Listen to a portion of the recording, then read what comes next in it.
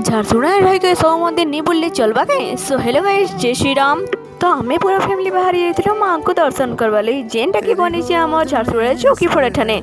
तो आपण मैंने भी आसुना दर्शन कर जान माँ के हेने पहुँचला पर तो आम नड़िया अगरबत्ती दीप सब घिनी कर चलनु माँ की पूजा करी। समस्त प्रचेषा तो मंदिर कारुकार्य बहुत बढ़िया भाव संपूर्ण करागला। आउ काली थिला मांकर प्राण प्रतिष्ठा से आम टे लेट हो गला, लेकिन आम जाइए माँ के दर्शन करवाले। मांकर चेहरा देखिए तो मन तो प्रसन्न होगला।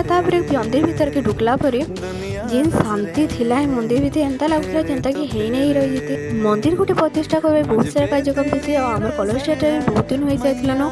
तो हमके पहुँची सारापर आम तो श्रीराम नवमी लगे आम राम भगवान के दर्शन कर पालू।